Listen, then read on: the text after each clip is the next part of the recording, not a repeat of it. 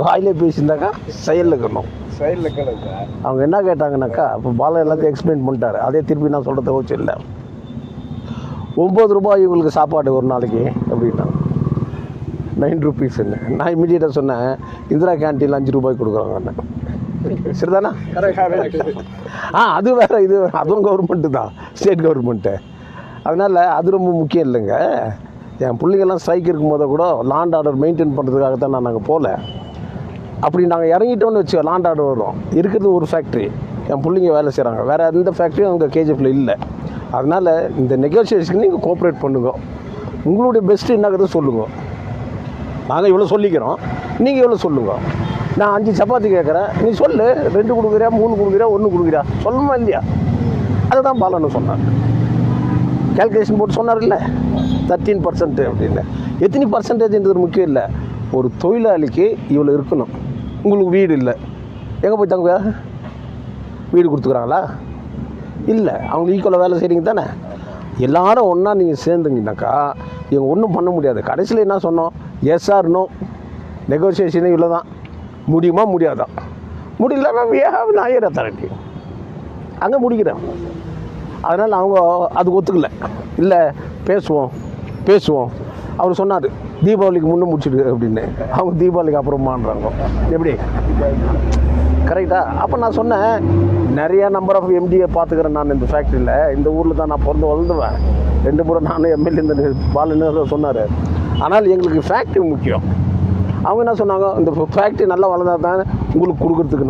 நான் சொன்னேன், இவன் நல்லா இருந்தால் தானே ஃபேக்ட்ரி வளர்கிறதுக்கு. இப்போ மரத்துக்கு எருவு போட்டால் தானே மரம் நல்லா வளரும். மரம் எப்படி சும்மா வந்துடும்? யாரும் சந்தோஷமாக இருக்கணும் இல்லை.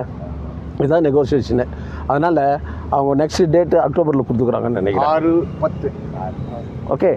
அதனால் மேனேஜ்மெண்ட்டுக்கு அந்த பயம் இருக்குது. ஒரு நெகோசியேஷன் வருவாங்க, கண்டிப்பாக வருவாங்க. இப்போ நாங்கள் கேட்டுக்கிறது எவ்வளோ? 30% இருக்கிறோம். 25க்கு வா, 20க்கு வா, 15க்கு வந்தால் கூட சரி, 30,000 உங்கள் கையில் இருக்குது. நம்ம ரைட் பண்ணல.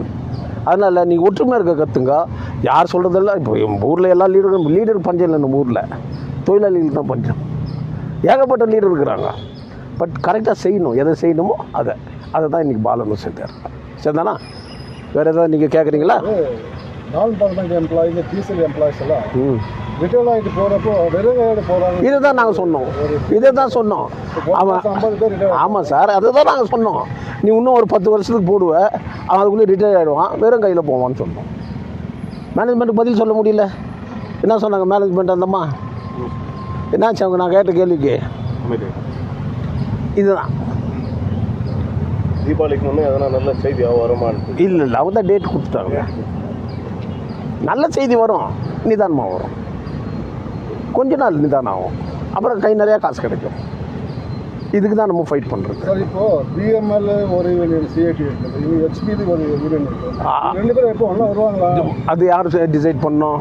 புருஷனும் பொண்டாட்டியும் டிசைட் பண்ணால் தான் ஒன்றா வர்றது. புருஷன் ஒரு பக்கம், பொண்டாட்டி ஒரு பக்கம் போனாக்கா 3வது ஆள் தான் உள்ளே போவான்.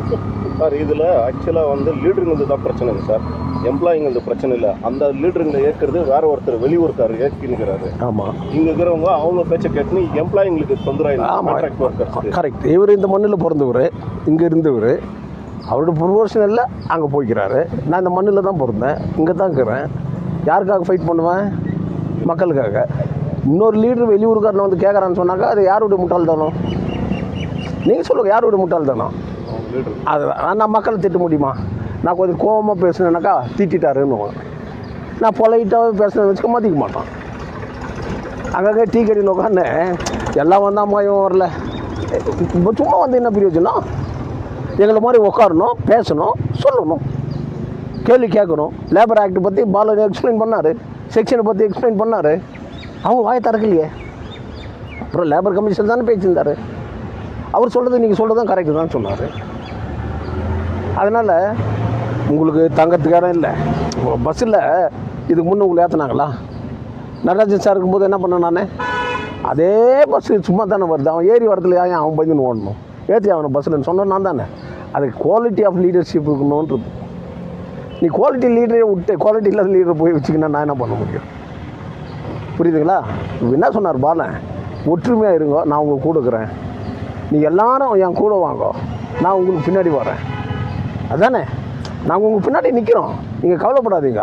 ஆனால் உங்களுக்குள்ள ஒற்றுமை இல்லை, நீ என்ன கேள்வி கேட்டாக்கா அது இவங்கள தான் கேட்கணும், ஏன் ஒற்றுமை இல்லைன்னு. ஒட்டுமொத்தமாக இதுக்கு கேஜிஆர்பே வந்து இந்த மீட்டிங் தான் எதிர்பார்க்குறாங்க. ஆமாம், என்ன சொல்லுறது மக்களுக்கு கண்டிப்பாக சக்ஸஸ் ஆகும், பிள்ளைங்களுக்கு கை நிறையா சம்பளம் கிடைக்கும். பிஎம்எல் எம்ப்ளாயிகள் ஒரு விஷயம் அது எப்போ அப்படியே இது இந்த